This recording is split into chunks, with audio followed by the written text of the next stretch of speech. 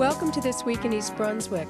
This week, Peggy Ballister House continues her summer series on local farm markets with an interview with East Brunswick Councilman Vince Leblon and Tony Riccobono, and a visit to the Thun family farm in South Brunswick. This week's features also include a review of the Township Council meeting held Monday night, and scenes from this week's Wonderful Wednesdays performance, the free concert at the Gazebo by the Municipal Pond, and the Children's Summer Theater rendition of The Little Mermaid. But first, we'll take a look at highlights from next week's Channel 8 schedule. Monday morning, Lenore Kulik focuses on exercising arms and legs on Look Great, Feel Great. That's at 10 o'clock. Stories for preschoolers follow at 10:30 on Stories from the Library. Tuesday night, it's You and Your Money with a discussion about business succession planning at 7:30. And at 8 o'clock, Judith Leblon tries out gymnastics and bicycling on Exercise the Right Choice. Find out about the Integrated Language Arts program in the schools Wednesday night at 7:30 on Spotlight on Education. On 18, Growing Up in East Brunswick at 8 o'clock, Laura Ivan investigates the topics of nutrition and eating disorders. Join us again at 7 or 8 o'clock next Thursday night for a new edition of This Week in East Brunswick. And at 7:30, watch for Let's Talk Health with Steve Sackman. See the Community Bulletin Board for additional programming information. Hi, I'm Peggy Ballister Howells, and we're continuing our series on New Jersey farm markets, where you can get the freshest of the fresh of Jersey produce, and where if you come out with your family, you can really see that New Jersey still is the Garden State. As part of our summer series on farm markets, I thought it would be important to include the perspective of municipal officials and how they see farm markets fitting into the community. So I have with me two very special guests, Mr. Tony Riccobono and Mr. Vince Leblon, both councilmen from East Brunswick. I'm so glad you gentlemen could join us and give us your perspective. How do you feel farm markets fit into the community? Well, farms and farm markets are really part of our heritage here in East Brunswick. East Brunswick was really a farming community before it's been developed into a suburban community as it is today. You can still go around the township and find many of the farm markets on some of the busy roads, which were really farming roads many years ago. So I think that most people, if they understand the history of East Brunswick, can appreciate and value the farms and farm markets that we have in East Brunswick today. Well, also you have Route 18, which is one of the most highly developed stretches of highway. So there must be some sort of balance, and I would think that farms would help create that.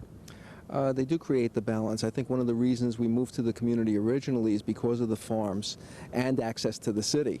You had a perfect blend of the country meeting the city in East Brunswick. The farms are an important part of the community, and I think it's important that the residents of the community, especially the new residents, utilize the farm markets and help make it a better place for all the residents of the town. The farms, businesses, and continue to prosper, and that's very important that they prosper. Well, as long as the farms are prospering, it will have a preservation effect on the open space, and I think that that's important for a variety of reasons. But by supporting the open space in the town, by residents who are interested in supporting open space should also support the farms, because one leads to the other. Another advantage to the community is that when consumers purchase directly from farms, they get a better quality, and they also can have a great time. Have you ever visited a farm market yourself? Sure. Right here in East Brunswick, you'll find a number of farm markets. Not far from here at the municipal building, we have Kellerman's Farm Market, which has a lot of fresh produce. The Smith Farm over on Milltown Road, G. Maurice out on Fresh Ponds Road have terrific bargains and great produce that's available to residents right here in East Brunswick every day. As well as it being a real family event and an outing. Right. G. Maurice in the fall has a hayride that he regularly you can go out in the fields and pick your own pumpkins. The Himmick Farm, yeah, that's true too. The Himmick Farm, you can go and pick apples. You can go do just purchasing over at the Zielinski Farm. It's active farming community. We also have 4-H in this town in the Grange, which are unusual organizations to see in such an urban area.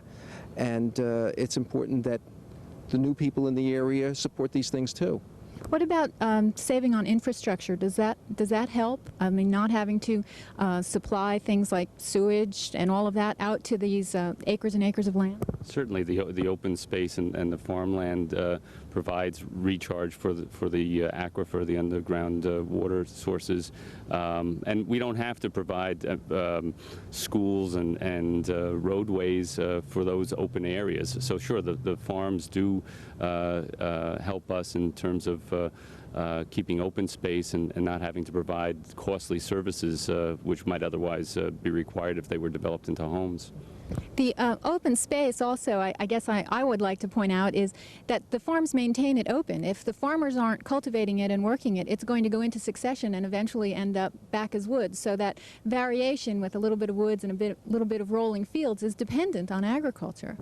It helps the town greatly, and it's really good for us. Well, thank you so much for joining us. And to my viewers, stay tuned because we're going to visit Thun's Country Farm Market.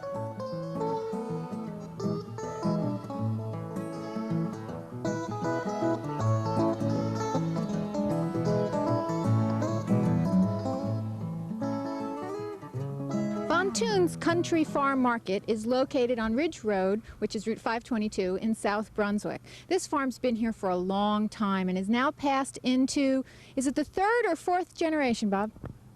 Third generation. And how long has the farm been here?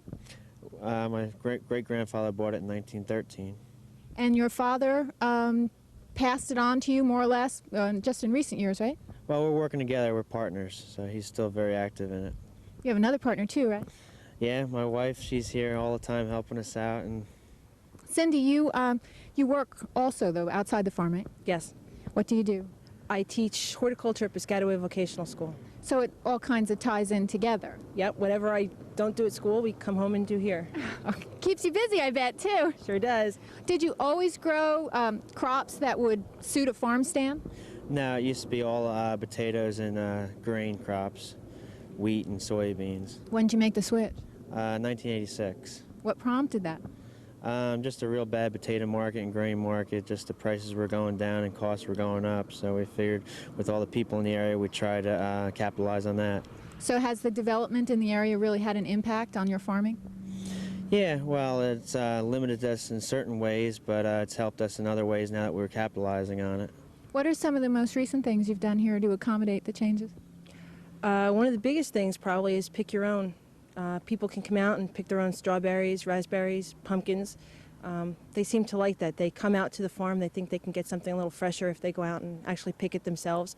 It's a family-oriented thing. Parents come out with their kids and make a day of it. I see the animals too. What kind of animals do you have here? Well, there's Ginger the horse, there's 3 sheep, 2 goats, and there's the cat, the dog, and a few chickens running I around. saw those chickens running around. Weren't you involved with animals with 4-H for some time? Yeah, growing up, I was in a 4-H horse club, and once I was too old to participate in that any longer, I started a goat club. And the goat club is the only goat club in Middlesex County. And I'm not as active in that right now, but that's still a pretty active club with a few other parents that are taking care of it. Who takes care of the greenhouses? We both do. Who built them? I did. How many different things do you start in your greenhouse that you actually grow here? You mean different types of flowers? A little bit of everything, actually. You know, impatiens, geraniums, begonias. You know, a little bit of everything. And then we grow our vegetable plants for the field in the greenhouses also: tomatoes, peppers. Do you sell the vegetable plants also? Yeah, we sell vegetable plants with the flower plants. Yes. I saw that right now it's full of things for fall planting. Right? What are some of the things that are in there right now? There's broccoli, cabbage, cauliflower, and some ornamental cabbage and kale.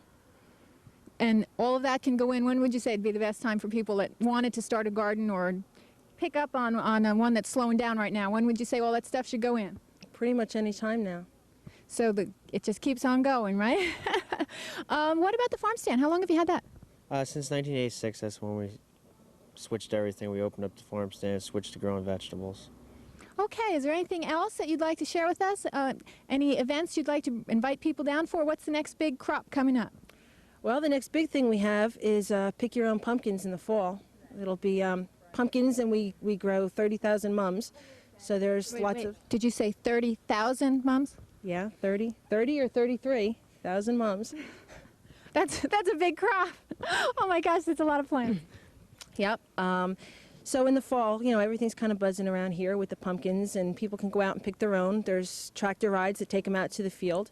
There's a festival that'll be coming up the second weekend in October. That should be a lot of fun. That time of year, there's always something going on. Okay, well, thanks so much for joining us. And this is at Von Thun's Country Farm Market. Eric Albrecht was honored at Monday night's Township Council meeting with a proclamation read by Mayor Ira Skowski. Albrecht won the national title for first-degree black belt in competition sponsored by the American Taekwondo Association. A 1992 graduate of East Brunswick High School, Albrecht will attend Princeton University in the fall. No major weaknesses in the township's fiscal management were noted in an audit report presented by representatives of Kirchen & Company of Red Bank. The audit of the township's 1992 financial transactions included a review and evaluation of its internal control structure. Only minor housekeeping changes were recommended by Kirchen & Company's audit manager, Richard Charles. None of our comments, as I indicated, are any material weaknesses as defined within our professional literature. There are minor housekeeping kind of items that need to be addressed by township financial management in the coming year. Most of these have been brought to their attention as the audit's been going on during the year, early part of '93. So most of these are underway as far as being addressed by the Finance Department. All the reports will be filed with the appropriate authorities in Trenton as soon as the council accepts the report. And overall, the township remains in a good financial condition and should be commended for its good fiscal management practices. Also at the meeting, the council adopted a resolution expressing total frustration in dealing with the New Jersey Department of Transportation with regard to the department's failure to address noise problems created by the widening of Route 18 at and near Lawrence Brook. Another resolution urges Middlesex County to proceed as quickly as possible with providing a lead green light for left turns from Summerhill Road northbound to Ruse Lane. Joan Yesner, a member of the mayor's focus group, was appointed to the East Brunswick Cable Television Advisory Committee for a period of 6 months to complete the term of resigning member Jeff Weingrad. She will assume Weingrad's position on the committee as council representative. And the council awarded a contract in the amount of almost $111,000 to Whitewater West Industries of Columbus, Ohio, for a fiberglass serpentine body slide and support base for the township's soon-to-be-constructed aquatic facility. The next council meeting, scheduled for Monday, August 9th, will include a presentation from Michael Opaleski, Director of Public Works and Water Resources, on the relocation of the recycling center, now at the entrance to the community beach.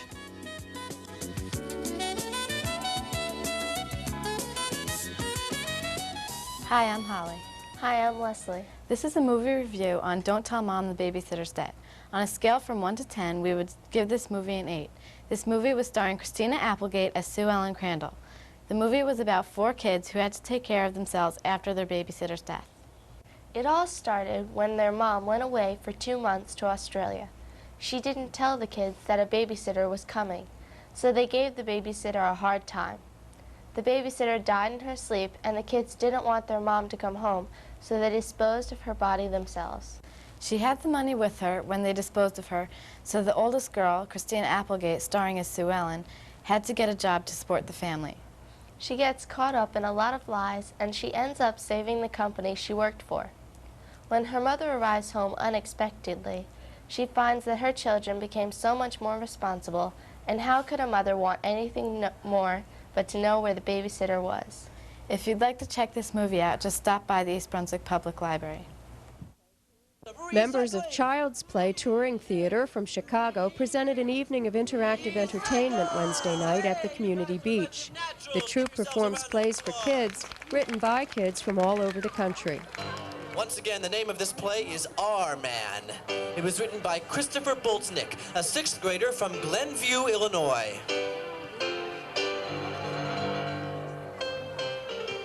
Once upon a time, in a land that we all know, there lived a little girl named Sally. Hi, it's Sally. Sally's parents really cared about the environment. In fact, her father worked for the Environmental Protection Agency. Well, now, for short, we like to call it the EPA. Sally's mother was a volunteer for Greenpeace. Save the whale. Oh, lovely, dear. Thank you. Today, Today was Thursday, the day the garbage truck would come, and so would the recycle truck. Sally, it's Thursday. Would you please take out the recycled products? I don't have time to take out the recycled products, Mom. I'm on the phone. Sally, you do as your mother says. Besides, recycling is very important. I hate recycling. Why do we have to do it? Why can't we just throw everything in the garbage? Marge, did you hear that? Our little girl hates recycling. What are we gonna do? Martin. Yes, dear? I have an idea. Follow me. That's right, folks. You heard it here first. Little Sally just does not seem to care about recycling. Well, little Sally is about to learn a very important lesson. A lesson she may never forget. Because all of a sudden... Hang on just a second. Something really strange is going on in my house. from out of nowhere, I gotta go! a big, muscular man popped out. What the heck are you? My name is R-Man. And I'm his faithful sidekick, Earth Kid!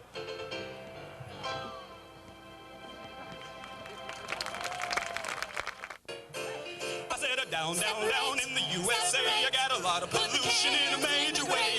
Too many things are getting thrown away, yeah.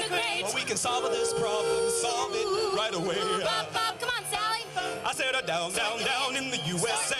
The ozone layer is breaking away. The sun is getting hotter each and every day, yeah. We can solve this problem, solve it right away. Ooh, baby, I'm talking about recycling here. The paper, plastic, and aluminum. You gotta pick it up, kids. You gotta put it in the right bin. Let's bring it home, girls.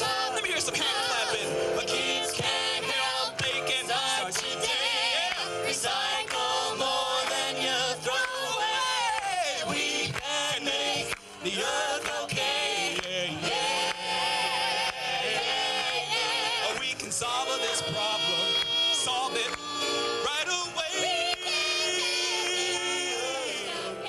This performance concluded the 1993 Wonderful Wednesdays series, which is sponsored by the East Brunswick Department of Recreation, Parks, and Community Services.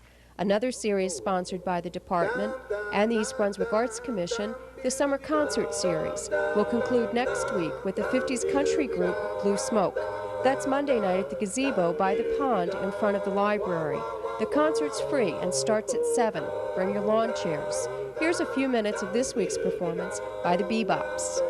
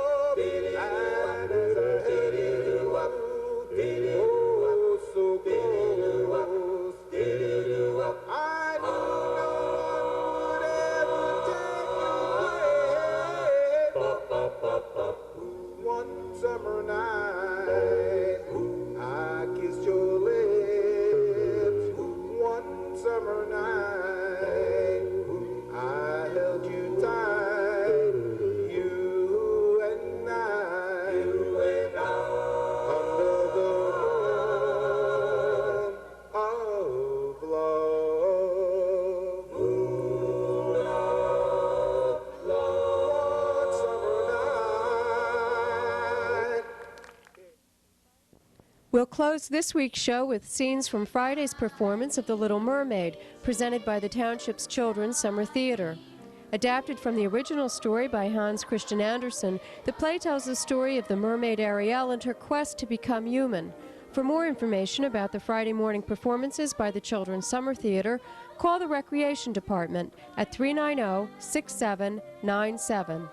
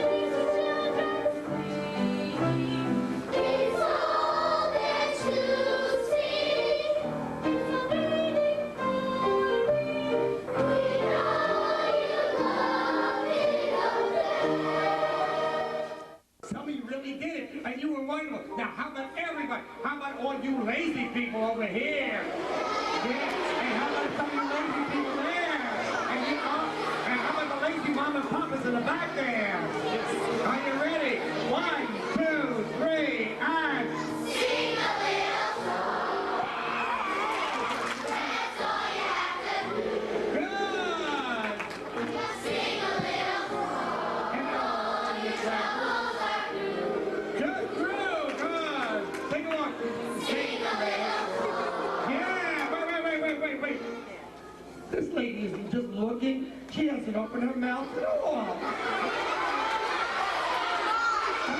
Shame on you, ladies. You ready? What a lazy galoot. All right. Let's take from single to single from new and wide. You ready? All right. Lady, I'm going to watch you. All right.